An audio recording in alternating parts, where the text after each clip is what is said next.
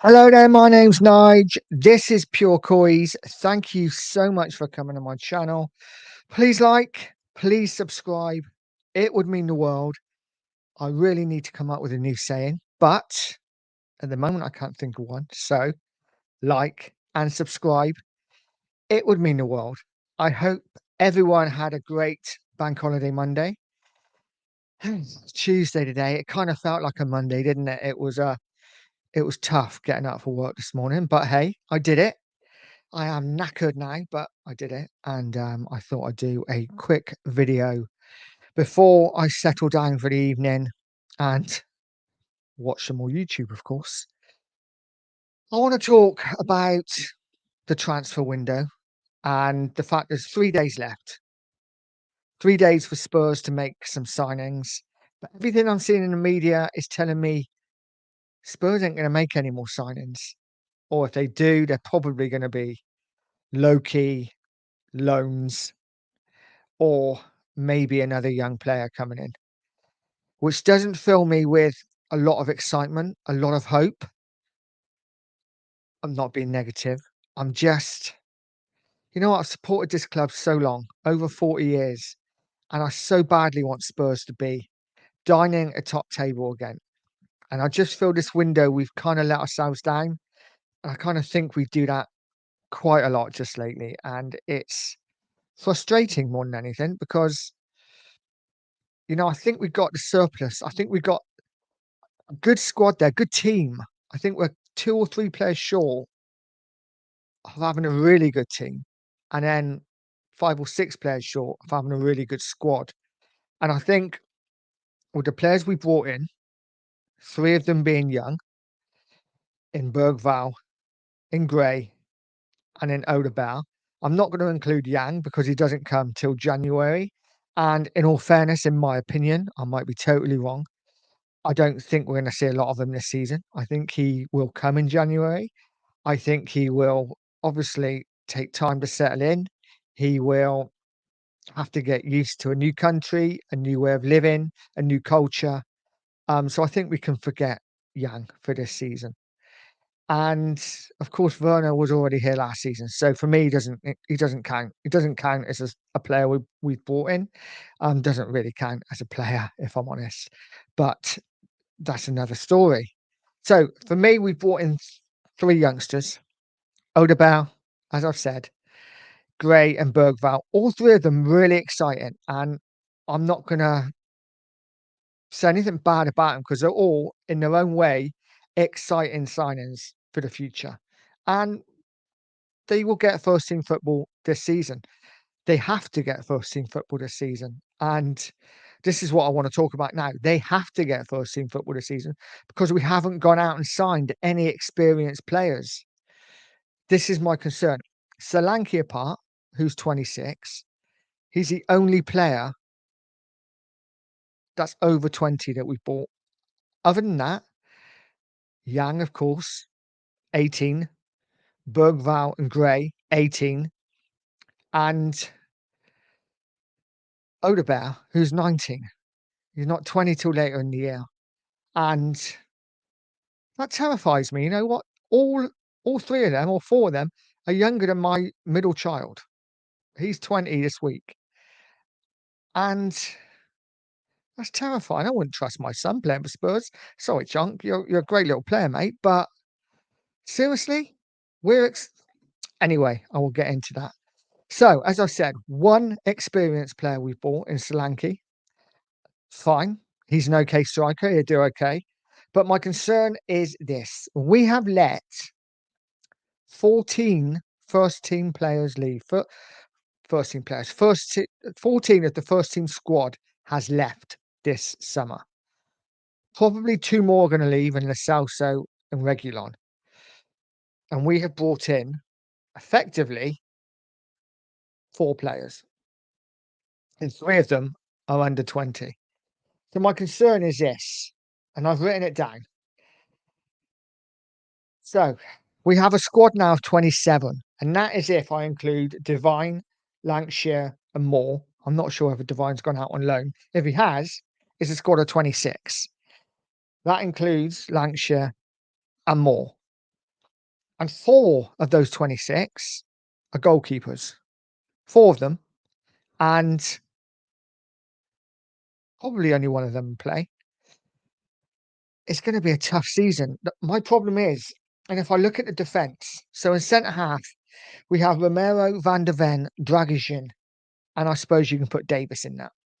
So Romero, Van de Ven, Dragusin, and Daddy Davis, and Doggy and Porro as our fullbacks. And Spence can kind of cover both badly. Spence worries me because Spurs didn't even want him, and if Genoa had offered him money, he would have gone. So Spence does concern me. I still think we may bring in cover at fullback, and as I've been saying from the start of the window, it's got Kyle Walker Peters written all over it, but we will see. But yeah, I'm quite happily to go out. I'm quite happy to go out on a whim now and say I think we will sign Kyle Walker Peters. I hope we don't, but he's English, homegrown. He's home trained. I think he will be the ideal player to come in as cover for left and right back.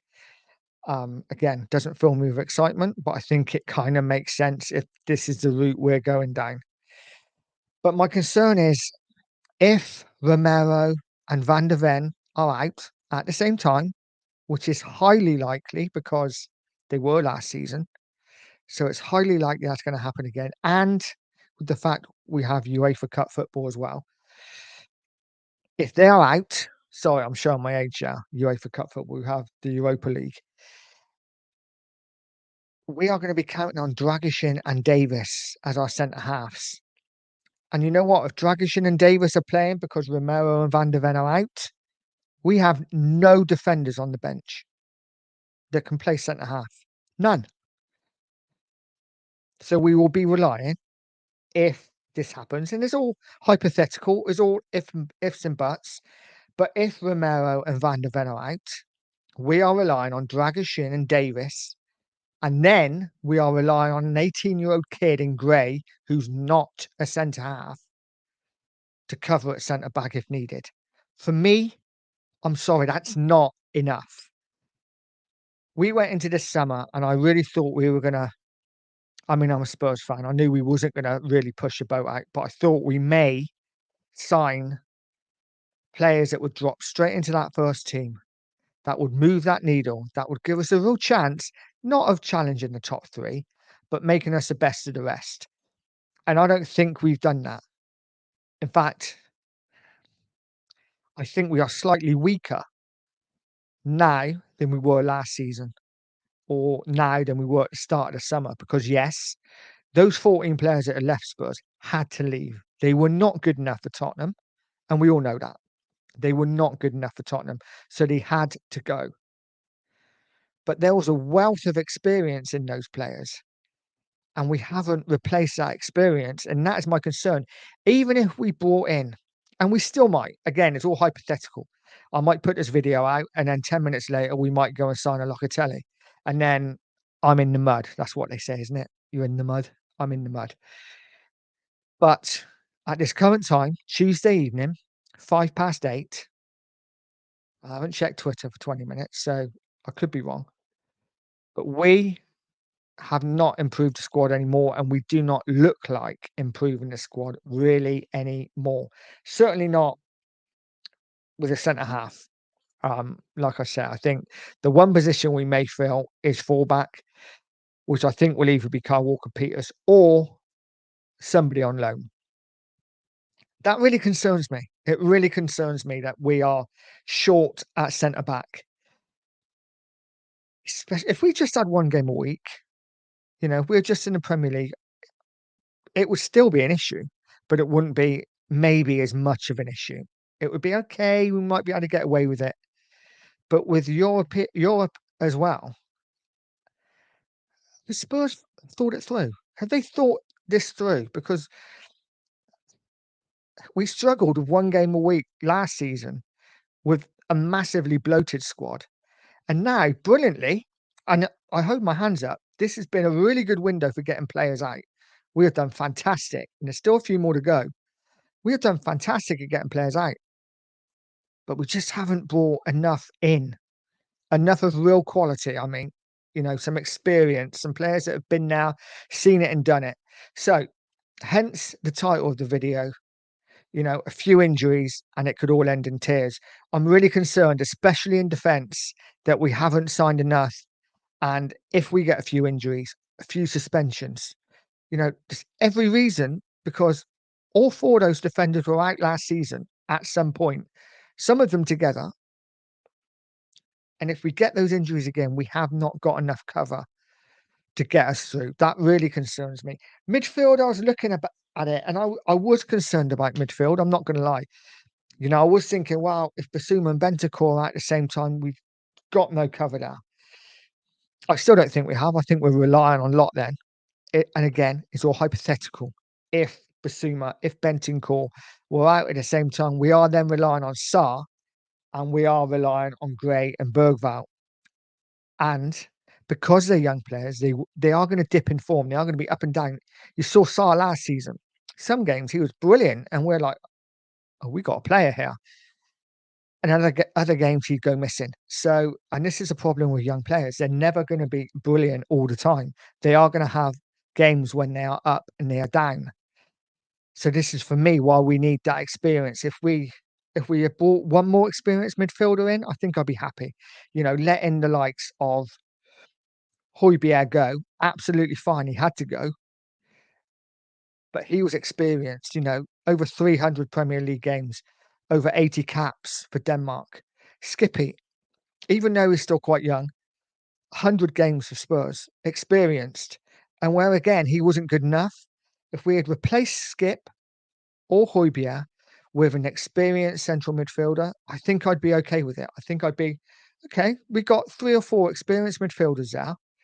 So should it come down to it, we'd have to be really unlucky for them all to be out and then rely on the kids.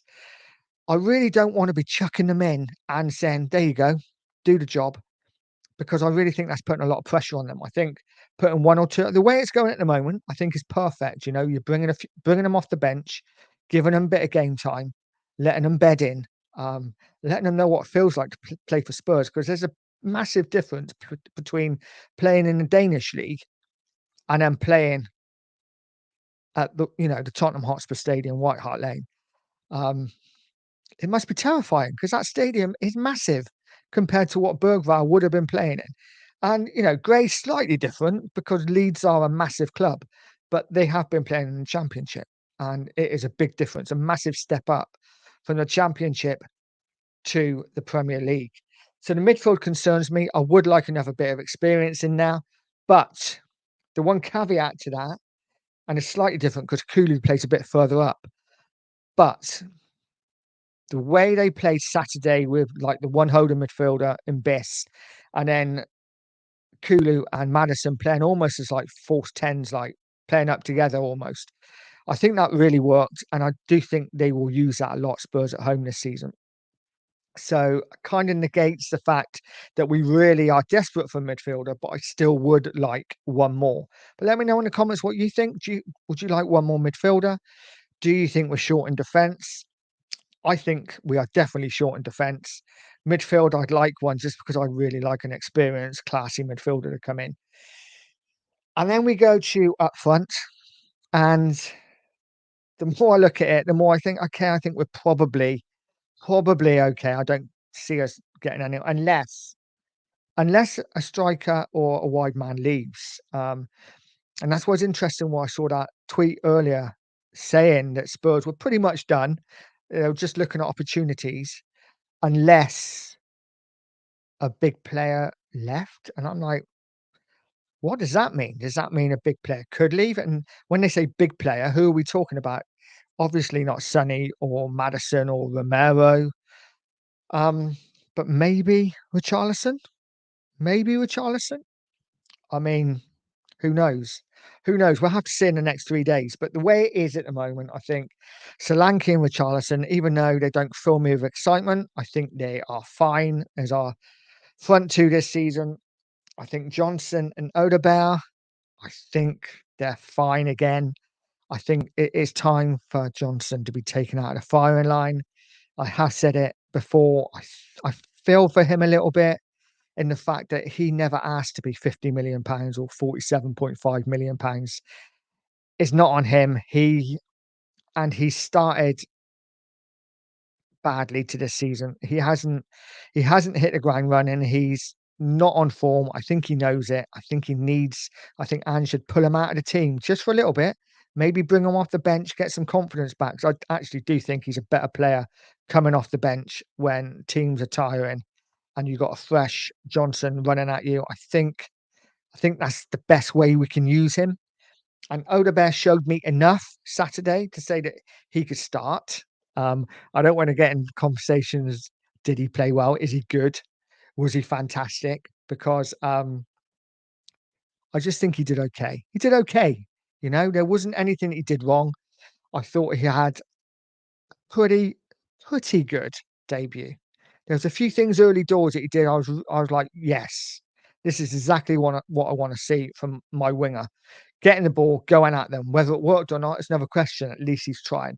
So Odebear showed me enough to say that he could start in place of Johnson. And then, of course, on the left, we got Sonny and Werner. I can't see Werner starting at all. I think he will be used in Europe um, and the early rounds of the League Cup. Hopefully, he'll do enough to get us through. So, yeah, striker and forward line. Whereas I'd love to see someone amazing, I don't think we're going to get it. And I think we will go with what we have. But let me know in the comments what you think. Do you think we have enough? I'm putting it out there. I'm really concerned that we've left ourselves short.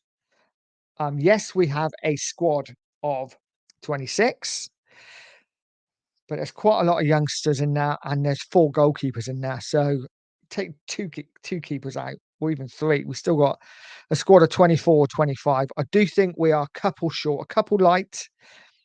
Because I don't think I'm not even sure, like I say, whether Divine has gone out on loan or not. But Lancashire and Moore, I don't think are going to get too much game time. I think Moore will get.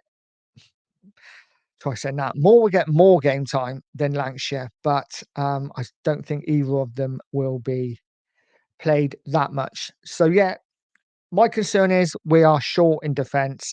But let me know in the comments what you think. Um, and we will see what happens in the next couple of days. Listen, like I say, this could all be redundant and we could go out and sign 2 players. And I will do another video and say, I'm Nige from Pure Coys and I am in the mud. But until then, I will see you on the next video. Thank you for joining me. Come on, you Spurs.